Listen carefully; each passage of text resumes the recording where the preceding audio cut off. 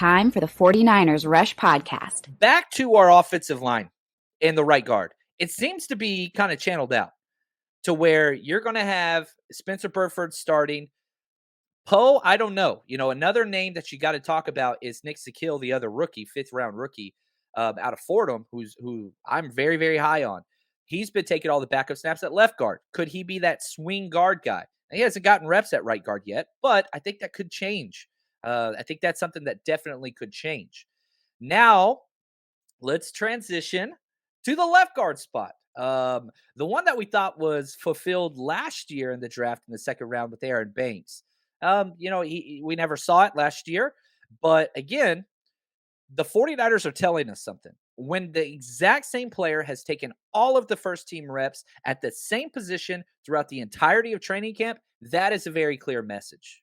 Very clear message. And here's back to Trent, who is the captain and leader of this entire line and who will be lining up next to Aaron Banks, talking about the difference between Banks last year, 2021, and Banks this year, 2022. Banks is really showing out this camp. I really think he's one of the better linemen right now when you look in the group who's really bringing it this camp. I think he started by OTAs by showing up and being noticeably different. Then he followed it up with another good 4 weeks after OTAs. Now he's in camp and he's noticeably different. He's still a young player. Mistakes still are going to happen, but his jump from year one to year two gives everybody a lot of confidence in him. And that says a lot. We just talked about Tazier Mack being released. It looks like from Clayton, the man behind the scenes that crushes it all the time, Willie Snead is somebody that is going to be brought in for a workout. Doesn't mean that he'll be, the guy that comes in, but looks like they're looking for a little bit more veteran presence in that offensive line on the back end. So we'll have to see what that looks like. Now, so we got Banks at left guard. We've got Burford at right guard. That means we've got a little bit of a battle at center with Jake Brendel and Daniel Brunskill, the Iron Man himself. And I will continue to reiterate this. Daniel Brunskill starting somewhere week one for the 49ers. There's no doubt about it. Like, he's going to be starting somewhere. And it seems like that spot is going to be in the first team with the center position, which he started 8 games with. If you go back to 2020, he started his first 8 games at guard.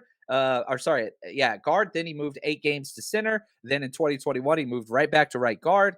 And Kyle was asked about that this morning. And I feel like this answer was very, very worded correctly. Kyle tells a lot by the way he answers this question. Spencer he's done a great job. I mean, he's got all the skill set to do it. So it's about getting the reps and getting used to going against our D-line and just doing it down in and down out at this level.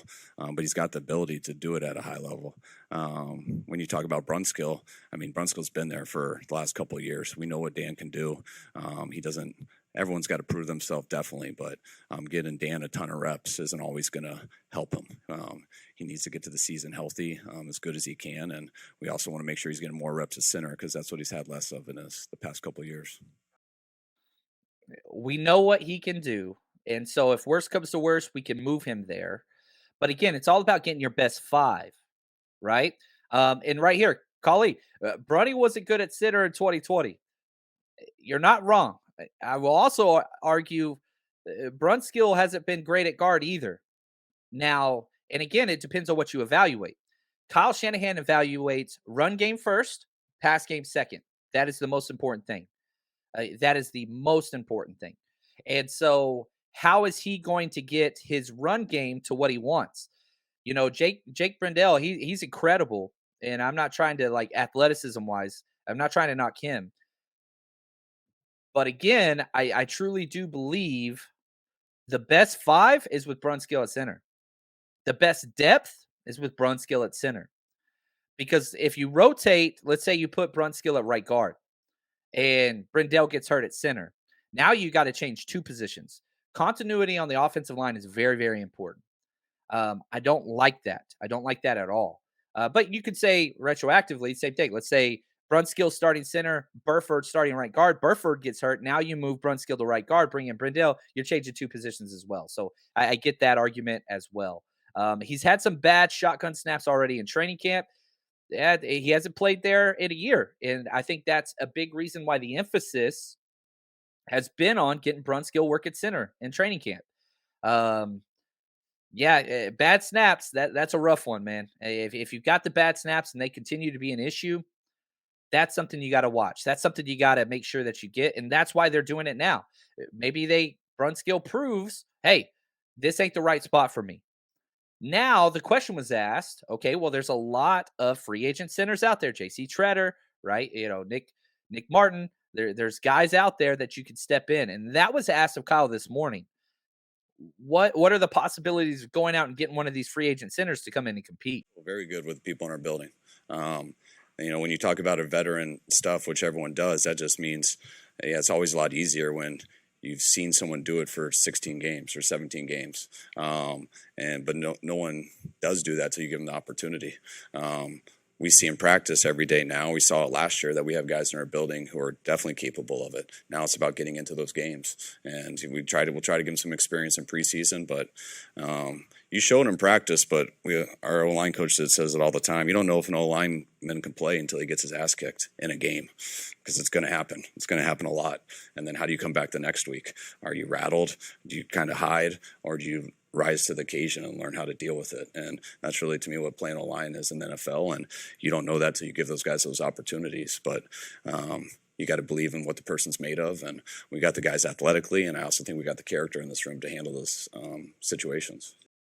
Yeah, I think it's huge right there that what he said, and this happens, people want to say like offensive line play or whatever, they get 70 plus snaps a game. And so you're going to get beat in the NFL. There's just too much talent on the defensive line. Now, the good news for the 49ers, look at the first 2 weeks. Got the Chicago Bears, nothing really special on the defensive line group. Obviously, they got what's his name on the outside who got all the sacks, and that's great. But we're talking interior offensive line play, right? It not much to worry about with the Bears, not much to worry about with Seattle week 2. So they're going to have time. Now the issue is this. He said, you don't know who you are till you get beat and how you respond the next game, which tells you it's going to be a slow hook. So if an offensive lineman, whether that's Banks, whether that's, Brunskill, whether that's Burford. Oh, look at that. We got the 3 Bs in the middle. I didn't even notice that. Look at that. I like that. The 3 Bs in the middle. I'm going to start a shirt. But even if they have bad week, what he just said, he has to see how they respond. So that tells you they don't have a bad game. They're not getting pulled. That's not who Shanahan is anyway. Loyalty to players and continuity is very, very important to him. So not only do we think these 3 Bs are going to be our starters on the inside, they're going to get a little bit of length of rope to go out there. So that scares me a little bit, but I do like the way that the schedule has shaken out to where you do have these 2 first games to go out there against very subprime teams, very, very bad teams. Oh, look at Kelly, the Killer Bees, baby. That's right. I hope that they live up to that name. Banks, Brunskill, and Burford. Oh, I like it, man. The old 1990 Astros coming in hot over there, man. I hate the Astros. But anyway, back to this interior offensive line play. I think we've got, betting man, which I am. I think we've got it kind of situated. I really, really do. And I think our starting 5 offensive line, Trent Williams left, right? Banks left guard. You've got center, Brunskill. You've got Burford, right guard. And you got McGlinchey, who came back way earlier than expected. The 49ers offensive line, I think, is pretty much settled.